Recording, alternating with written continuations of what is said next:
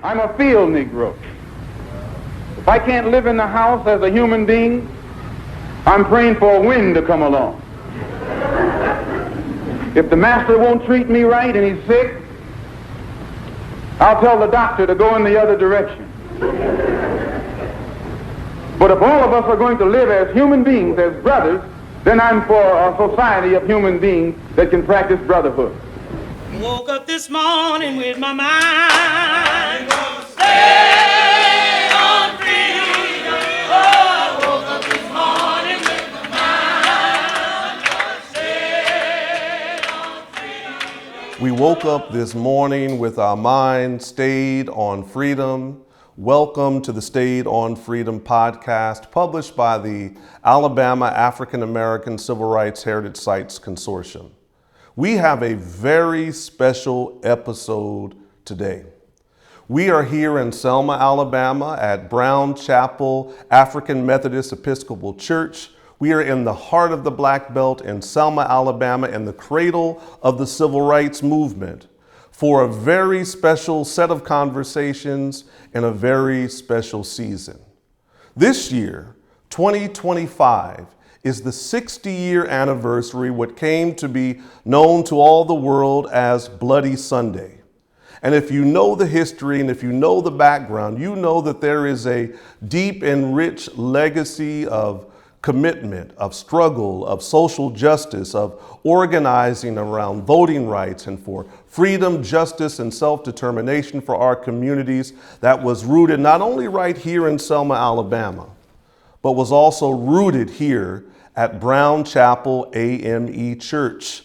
This was one of the locations of voting rights mobilization for years, but this was also the launching point for that movement that began on March the 7th, 1965, when a group of community leaders, a group of activists, a group of organizers, a group of freedom fighters planned to march across Edmund Pettus Bridge on their way to Montgomery, Alabama. And we are so blessed because today we are here with Joyce O'Neal. Joyce O'Neal, you would never know it to look at her, but she was a foot soldier back then, 16 years old in 1965. She was a part of that movement. She was a part of those efforts. Her family was a part of that. And we are going to have the opportunity to talk some about her experiences during that time. But we're also going to talk about a very special moment that occurred on February 4th, 1965. And as much as people may know about the story of Bloody Sunday and the civil rights movement, they may not know that 60 years ago also, on February 4th, 1965, El-Hajj Malik El-Shabazz, Malcolm X, came to Selma, Alabama. Came on February 4th, 1965 at the invitation of the Student Nonviolent Coordinating Committee, who he had connected with in Africa, came through Tuskegee University, Tuskegee Institute, but then at the urging of activists and organizers and young people came to talk to young people here at Brown Chapel AME Church in a mass meeting in Selma, Alabama. Welcome, Ms. Joyce O'Neal, to the Stayed on Freedom podcast. Thank you for being with us. Sure, and thank you for the invitation. Thank you. Tell us about what you remember. What do you remember about that time? I remember what I would call a rapt audience of young people paying very close attention when Malcolm X spoke here. I remember where I was seated. If you're in the pulpit and facing the congregation, I was seated on the left-hand side. Because the church has 3 sections, 2 aisles and 3 sections. I remember some of his words. And I remember because we knew who Malcolm X was. We had a group of teachers at R.B. Hudson High School, the segregated R.B. Hudson High School, who were intent on us learning as much as we could about everything that was going on in the world. So we knew key figures in these United States, especially key African American figures. and who they were and what they were doing. So we were very excited, very happy to be in the audience when Malcolm X spoke. Was there a lot of people there? Was it full house? The 3 sections were full of young people. And when you say young people, what was the age range of the? It could have been anywhere from 11 to 19. Wow, okay. Now at that time, excuse me for interrupting, Dr. King was in jail, right? He was here in Selma, and he was in jail because he was connected to the voting rights movement and had been arrested at the time. So he wasn't at the... He wasn't at the church. At the church. No, he was not. So I don't remember who escorted Malcolm X in. In my mind right now, I just see this imposing figure in the pulpit. And I remember the eyeglasses. And I remember his voice. Yes. And what he said to us. And I remember primarily his talk about the Field Negro and the House Negro. Yeah.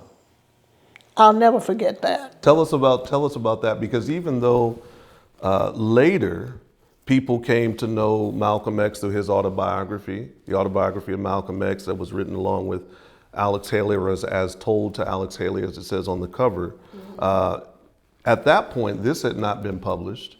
At that point, many people didn't know about some of the messages that Malcolm X was sharing and speaking all over the country. But here, he also spoke to the young people about the House Negro and the Field Negro. Can you tell us about what that was and what that was all about? Now, you know, that was 60 years ago, so I can't remember all of the exact words. But I do remember it's explaining the difference. Yes. And what effect it had on enslaved people. Yes. And what it meant for enslaved people. And I remember that as a 16-year-old, it was resonating in my mind. Which one am I? What'd you come up with? I wanted to be the Field Negro. Right. I do remember that. Yes. But I bet you also had in your mind, well, I probably know some House Negroes, and I probably know some Field Negroes as well, right? I have to say this, and I'll sit down. Back during slavery, when black people like me talked to the slaves, they didn't kill him. They sent some old house Negro along behind him to undo what he said. You have to read the history of slavery to understand this. There were 2 kinds of Negroes. There was that old house Negro and the Field Negro. That stayed with me from then to now. That what does my life mean as a black person in America, even today? Am I still a Field Negro? Right. And I would say I am. Because Malcolm X would have said he said he's a Field Negro. Because when he described the House Negro, he said those were those who loved the master more than the master loved themselves. In the tradition, they lived in the house or in the basement or in the attic. They ate of the master's food, at least what he threw away. But they were more committed to the maintenance of the plantation and of the house of the master than the master was. If he was sick, they say, "What's the matter, boss? We sick? We got a good house here." But then he said that Field Negro, which he said that he was, and you were reflecting upon, was the one who, if someone said, "Let's get out of here, let's leave." Yes, and that's what I was just thinking about. One of the things he said was, if the plantation house caught on fire, what would he pray for? then the house Negro would pray for the master to survive, and that he would do whatever he could to get the master out of the house, even if it meant he stayed behind so long that he got caught in the fire. Right. And the Field Negro might pray for a wind to come and cause the fire to spread. So that was 60 years ago. 60 years ago. You still remember. I still remember. That's something I will never forget. And the house Negro always looked out for his master. When the field Negroes got too much out of line, he held them back in check. He put them back on the plantation. The house Negro could afford to do that because he lived better than the field Negro. He ate better, he dressed better, and he lived in a better house. He lived right up next to his master in the attic or the basement. He ate the same food his master ate and wore his same clothes. And he could talk just like his master. Good diction. And he loved his master more than his master loved himself. That's why he didn't want his master hurt. If the master got sick, he'd say, "What's the matter, boss? We sick?" He was as sick as the master. When the master's house caught a fire, he'd try and put the fire out. He didn't want his master's house burned. He never wanted his master's property threatened. And he was more defensive of it than the master was. That was the house Negro. But then you had some field Negroes who lived in huts, had nothing to lose. They wore the worst kind of clothes. They ate the worst food.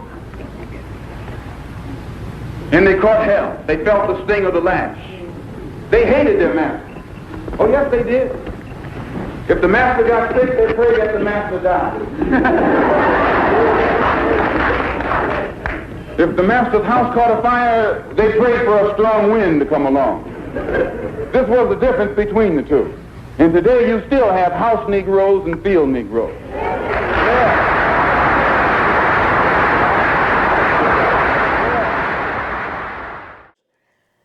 I feel so blessed to have been able to hear that. Yes. And I'm sorry, but sometimes when you look back on all that went on and all that we experienced, it causes a lot of emotions. Yes. And right now I'm having a moment. When I think about what I was able to experience and the people I had an opportunity to hear and interact with, how much it enriched my life. And how much it helped me. Even after hearing him, we were still fighting for the right to vote. And we were still experiencing all of that Jim Crow mess. But it's helped me to navigate it better until things changed. Yes. And I'm sorry, but I No apologies. We need to have tears with you, tears of thanksgiving and joy that you made that commitment, that you had those experiences, that you've made it through and to, and that you're still testifying, and that you're still working here at Brown Chapel AME and in this community. You are still dedicated. So I think Malcolm will be proud of you. He would say that you are still in the field, because that's clear. Your work demonstrates that. Your work with community, your work with people that has gone back decades and decades and decades. But it also was an example that all people don't think alike. When you think about Dr. King and Malcolm X, and we knew that there was some difference, but when he spoke, we knew that he had some of the same goals. Right. And that he wanted the best for African Americans. Right. And as students, we knew that. Yes. After listening to him. We could see the passion. Well, I could see the passion when he spoke. And it said to me that there are people on all sides that are in this fight. Yes. People from all segments of African American life or black life that are in this fight. Yes. And we need to take something from all of them. Yes. In order to push forward and in order to be successful. Yes. Well, we have a double blessing for this episode of the State on Freedom podcast, because 60 years later, not only are we blessed to have the opportunity to speak with you, we're also going to have the opportunity to talk with one of his daughters, who was only 2 years old on February 4th, 1965, and 60 years later is coming to join with us, and we have a double blessing. So family, we have begun with our beloved sister Joyce O'Neill, who was 16 years old on February 4th, 1965, when El-Hajj Malik El-Shabazz, Malcolm X, came and spoke to the young people. But we're also going to hear today from his daughter, and we're going to have the opportunity to introduce you all for the first time and to also hear from her about how she looks forward and how she is seeking to speak to young people today who still need to know of the strength, of the dignity, of the message, and of the shared message of freedom and justice and self-determination of both Reverend Dr. Martin Luther King Jr. as well as Malcolm X. But if all of us are going to live as human beings, as brothers, then I'm for a society of human beings that can practice brotherhood. So before I sit down, I want to thank you for listening to me. I hope I haven't put anybody on the spot. I'm not intending to try and stir you up and make you do something that you wouldn't have done anyway.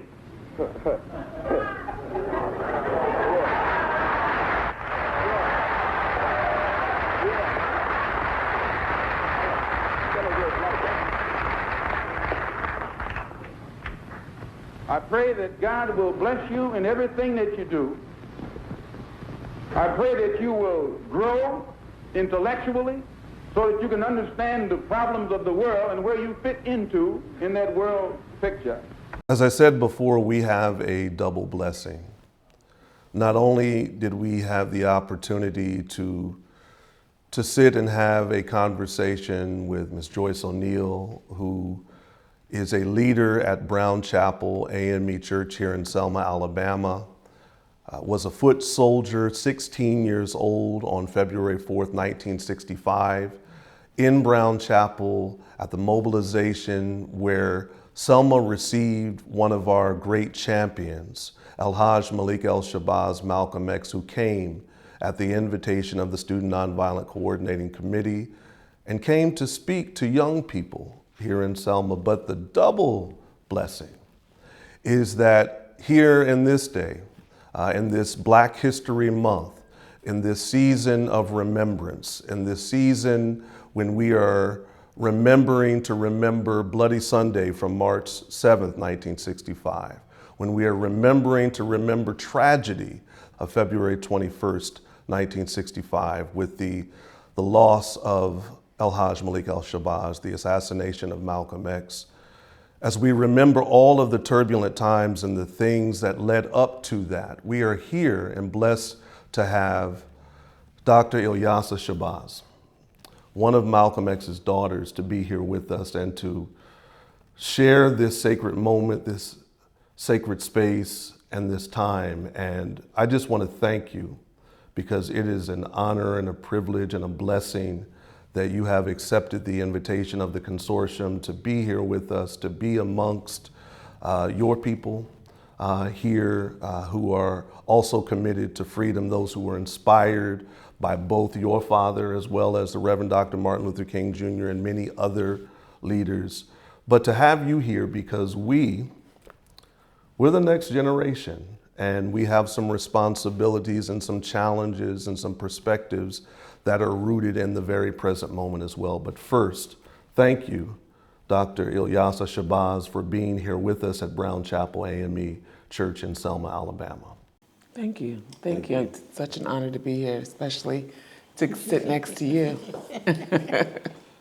And I want to go to that quickly, but before we came here, we were able to spend all day yesterday. We had a very early morning, and we went throughout the day visiting with our sacred heritage sites in Birmingham, Alabama.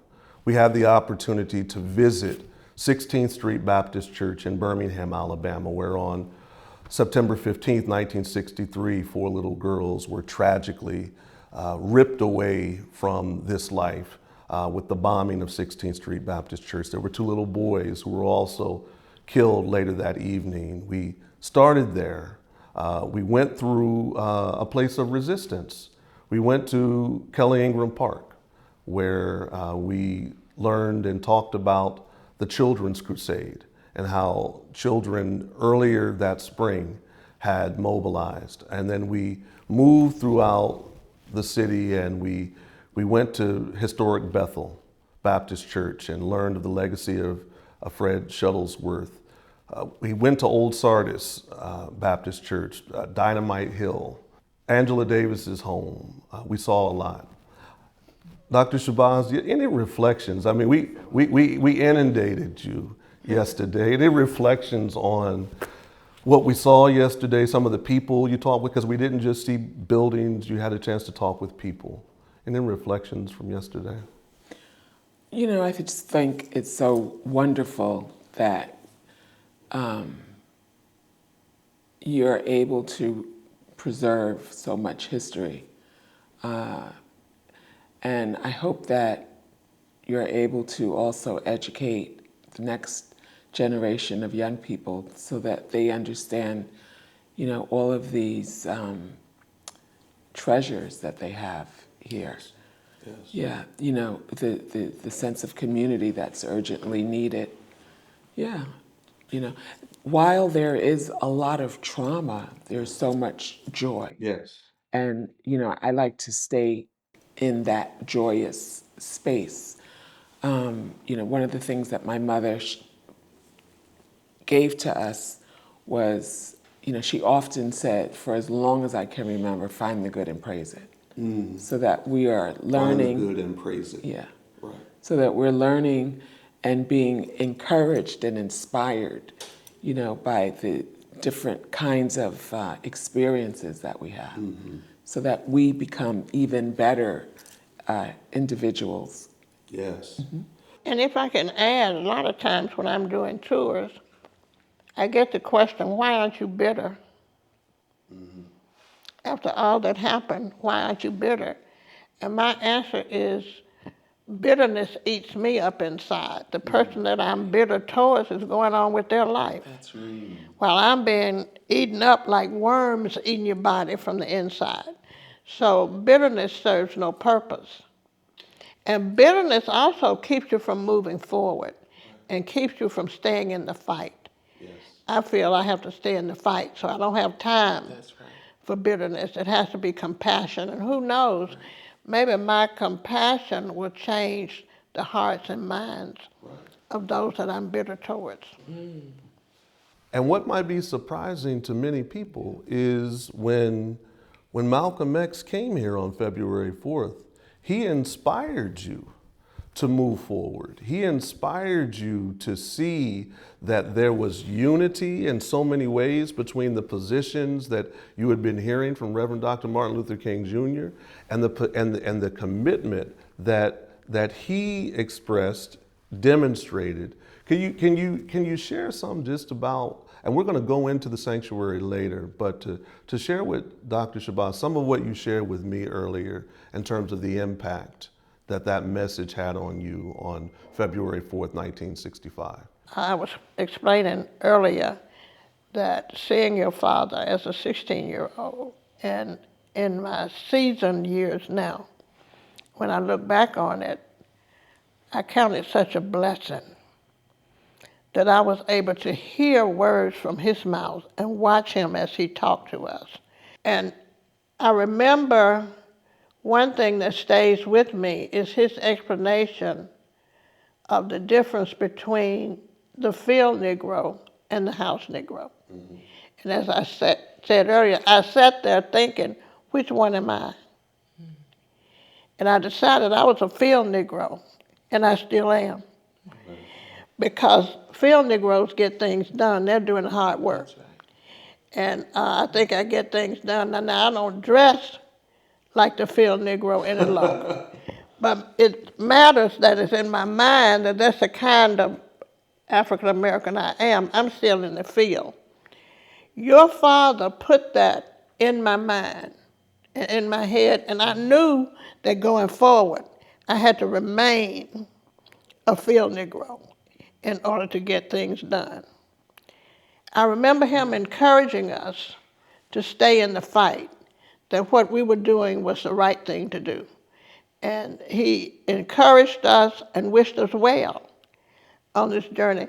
Young people, those sitting in that sanctuary, some of them had been in jail longer than a week. They were transported to jails in other counties as far as 60 miles away because all the jails in Selma were full. We have a church member who was in jail for a week, and she's about 3 years younger than me, but she was out there marching. So if you were 16, she was 13 in jail for a week? There was some, yeah. And unfortunately, I didn't go to jail. You said unfortunately. Unfortunately, because it was a badge of honor. That's one thing from that time that I really hate. My sister went to jail, and then I saw the effects of that, what that was on her.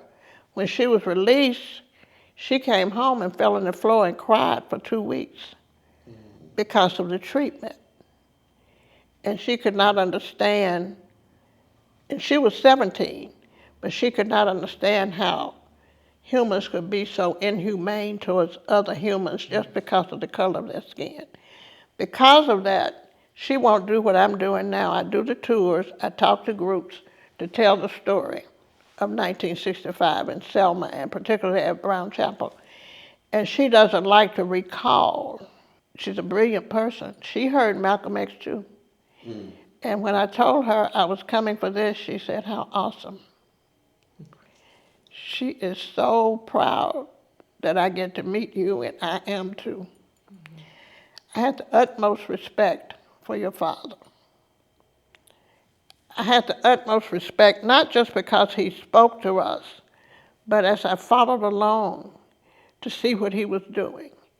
And then when he was assassinated, it touched me deeply. It hurt. It hurt deeply, especially since I had just seen him talk to us. It had just been, 2 weeks that I sat in that sanctuary and listened to him talk to us about what we were doing and how we should continue. And it made me resolve that I would not give up, that I would never give up. And here I am, 76 years old, and I haven't given up. I'm still trying to do whatever I can to make a difference. Yes, I get tired, but I can't stay tired. That's right. And it's because of your father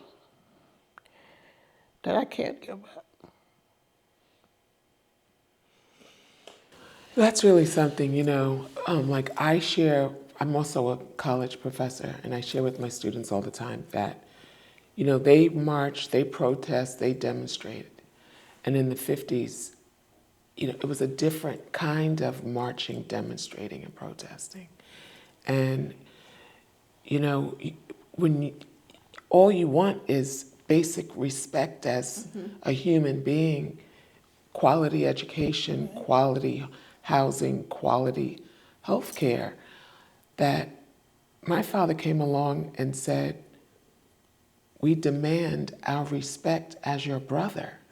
We demand our respect as ordained by God," that there wasn't an asking for these things. It is not yours to give me.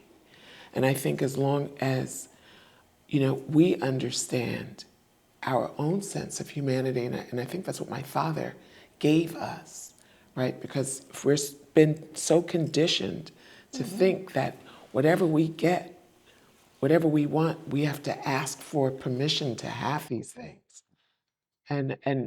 So I'm grateful, and I'm happy to hear how my father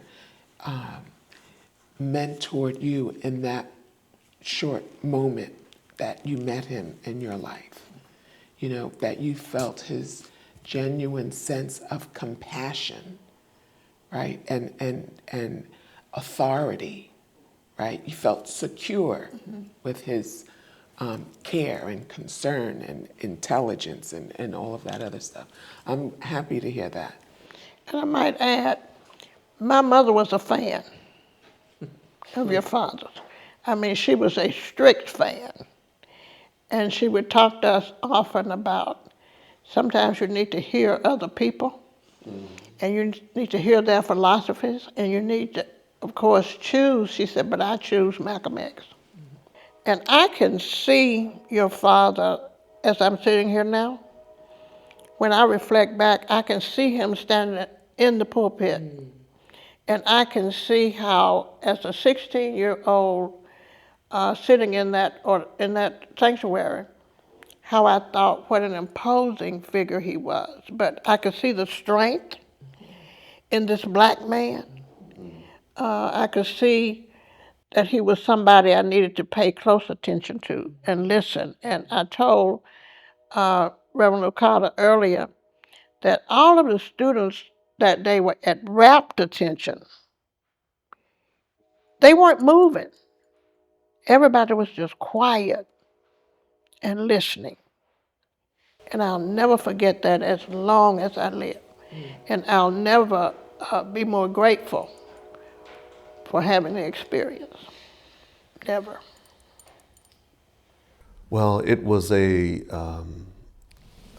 just need to breathe a minute just to hear your testimony and to see this connection and to be able to bring you two together in this time. It's just really a God moment, as my mother would say. And on that day, Malcolm X was in the pulpit, but Coretta Scott King also spoke.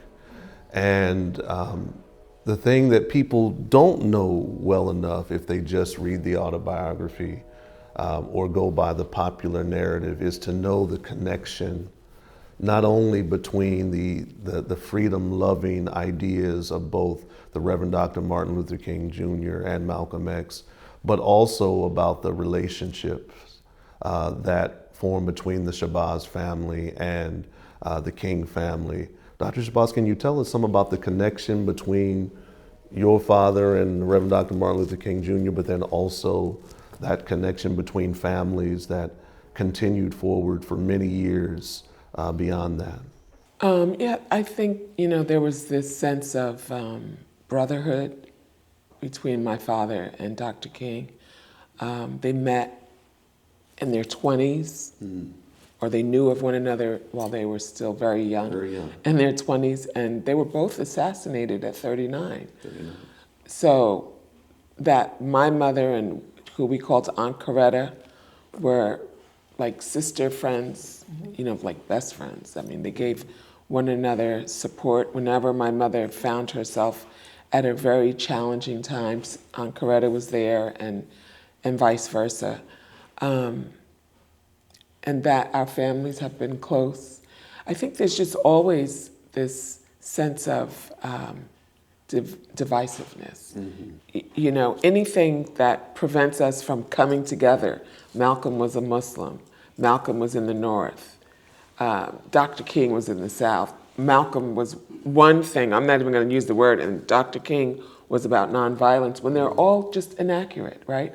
And, when we think about George Washington and Thomas Jefferson, we're not encouraged to choose one over the other, right? It's usually, look at the contributions that these forefathers made to our country. Dr. King was about civil rights, and Malcolm X was about human rights, and we need both. Right. That's right. All human beings need civil rights too. And the civil rights, human rights connection is long and deep. And in this present moment, descendants of enslaved African people, if we didn't come over on the same boat, we're in the same boat now. And what we have to confront today in 2025 is real.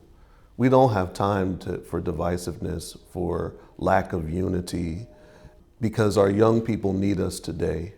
Our young people, and we need them today. We always say we're doing something for them. We actually need our young people as much, if not more, than they need us. What are you all seeing today when you look around George Washington Carver housing projects today in Selma, when we look around in New York City or with your college students that you teach? What is the lesson and what is the message or lessons a message, not to say that there's a singular one, but is there something that we can take from this moment as we look forward? I think we've got to stop. We've got to keep telling the stories, but we've got to not just tell the stories for the sake of history. Yes. We've got to tell the stories so our young people will understand where they came from and what happened to get them to the place where they are now. They don't understand what happened, and it's been our fault because we didn't tell the stories. That's right. We didn't teach them what they need to know about how the right to vote came about. What happened after the young girls and the young people in Birmingham were killed. Now, we talk about it as history, but we don't tell our children what it means to them and for them. So we've got to stop getting on soapboxes, saying, look at me, I was a foot soldier. No, that wasn't all it was.